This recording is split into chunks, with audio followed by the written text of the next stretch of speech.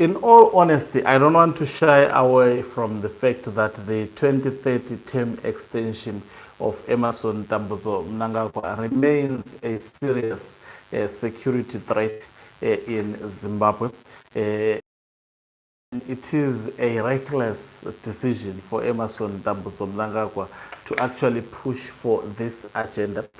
But having said so, I would also not overlook the mere fact that the 2030 agenda has been frustrated numerous times, and Mnangagwa appears not to have a clear plan in terms of driving this 2030. It has been, in fact, hitting a brick wall numerous times, and it is actually quite clear that as they try to push this, definitely they will self-crush. And welcome to your lovely channel, the Hlonipani Global News. If you're watching us for the very first time, please do remember to press the red or black subscribe button so that next time when we beam live, you become the very first one to watch us. On this live broadcast, I'll be taking you through clear signs that Emerson Tambuzo Mnangagwa's roadmap towards achieving 2030 has been frustrated. Now, I don't want to go further than the previous 2024 Bulawayo National Conference. I want to be just closer.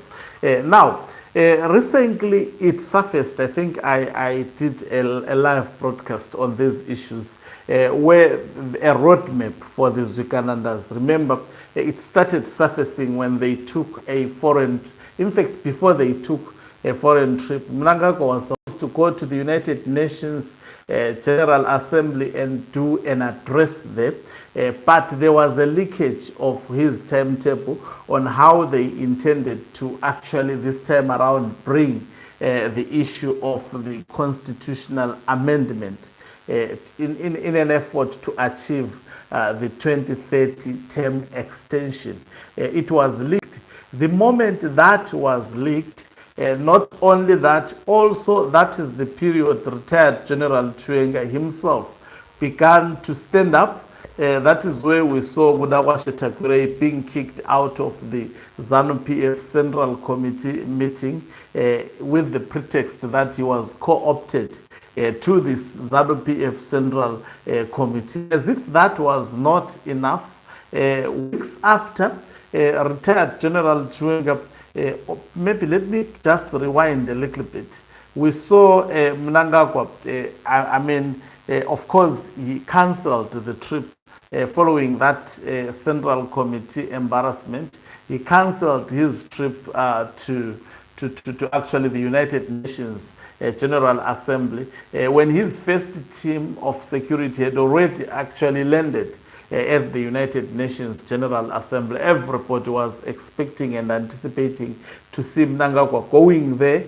But when Chwenga had made demands for the Zukanandas to be arrested, Emerson Tambuzo Mnangagwa decided to cut short his trip. That on its own, actually, that was the first period his 2030 agenda was frustrated. Not only were they supposed to go to the UN, then they took a trip together with the Zukanandas to Italy.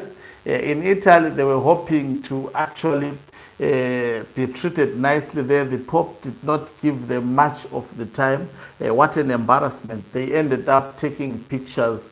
And also, what came out so loud and clear was the inclusion of the Attorney General in that foreign trip. Of course, Professor Jonathan Moyo quickly defending the Attorney General.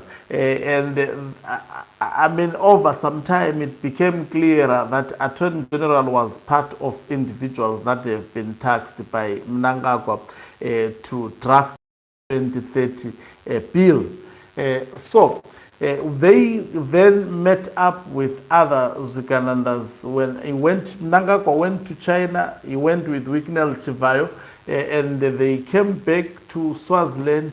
Mnangagwa Takwire and other Zukanandas joined them there, and all these were meetings of actually planning about how to pursue the 2030 term extension of Emmerson Tambutso Mnangagwa. Of course, part of their plans have been rolled out, such as to actually bring back the resolution through ZANU-PF National Conference and to co-opt Mnangagwa Takwirei by force. They indeed did so. Going into the ZANU-PF conference, Mnangagwa Takwirei was already co-opted ZANU-PF Central Committee member. As much as they scored big during the ZANU-PF conference, their initial program was frustrated. It has already been delayed. They are wrestling against time. Why have they delayed this? It is most probably because of behind the scenes discussions that are taking place to persuade Mnangagwa to stop with this, whilst Zwikanandas, they are actually laying their lives for the 2030 term extension of Emmerson Tambutso Mnangagwa to be achieved. Now, as if that was not enough, post-conference, that is where we began to hear about the leakage. By the way, it wasn't a leakage per se, because this document has been existing, has been posted long time ago by the Parliament of Zimbabwe. But people did not were not privy to that document. Even the media did not say much about that document. Then it began to surface now publicly, the BBI document. People actually, they started so much to raise their eyes and began to smell that indeed Mnangagwa had a plan of actually extending his term of office. He had actually brought in individuals like Professor Jonathan Moyo, who came with the idea of Sengezo Chabangu to crush the opposition in Zimbabwe, and they actually achieved that political dream to a certain extent, and we saw the recalls of members of parliament belonging to CCC in an effort for Mnangagwa to actually create a docile opposition political party, which is what is currently existing in Zimbabwe at the moment. So, as much as all the, so the that expose got the nation talking. It got everybody talking. And that is where we saw opposition political parties standing up in an effort to thwart this plan by Emmerson Tambutso Mnangagwa to actually go ahead with the extension of his term, which is, by the way, indirectly seeking the third term. But now, with these exposés, we've seen a lot of panic in the camp of Mnangagwa. Instead of now pushing the extension of the term of office of Mnangagwa as it was planned, I think they went back to the drawing board following exposés that were made on social media that got Mnangagwa panicking, and also what may have got Emmerson Tambutso Mnangagwa camp panicking. It is what transpired recently during the State of the Nation address. They had put all logistics for Mnangagwa not to be embarrassed. But guess what? He was embarrassed.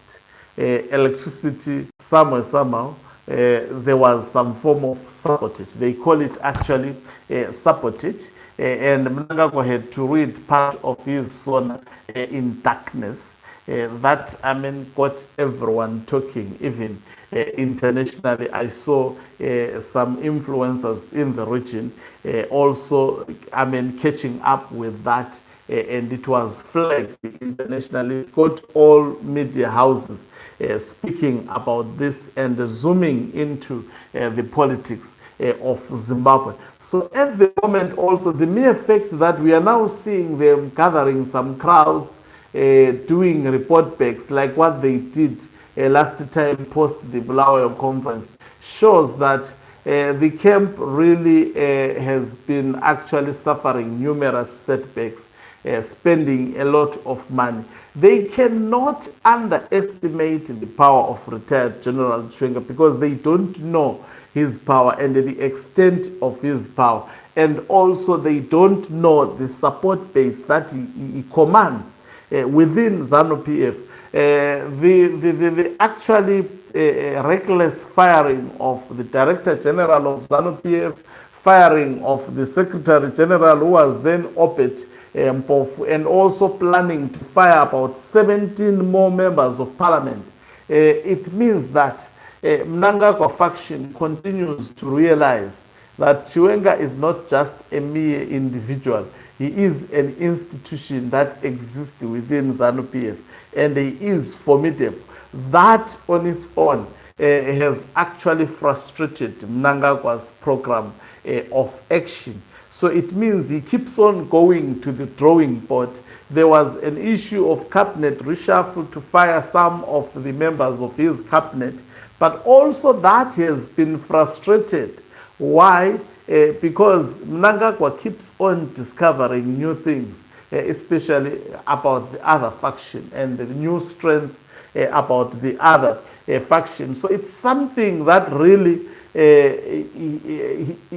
at the moment, he is frustrated and he doesn't know what to do. I must attest to you that it won't be a walk in the park to seek to extend his term of office. It is already opposed. There is mounting opposition against that.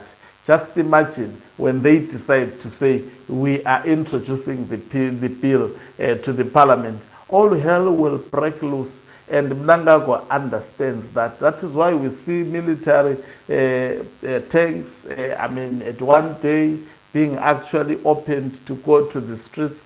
All these events happening, though we may not have inside info, they are telling into what may be going on behind the scenes, and also to me an exhibition of frustration, especially within the camp of Mnangagwa. Now, him being frustrated, does it mean Zimbabweans are supposed to rest? It doesn't mean so. People are supposed to continue fighting because, the mere fact that it has taken almost 2 years being sung shows a desperation to actually achieve this. So people should not take this for granted or underestimate this. Thank you very much for watching us. If you are watching us for the very first time, please do remember to press the red or black subscribe button so that next time when we beam live, you become the very first one to watch us. You can financially support this channel by pressing the join button and be part of our members who are the heartbeat of this channel. You can equally do so by pressing the thanks button and send us stars. Okay, Umhlabane is signing off. Do remember also to follow us on Facebook. We are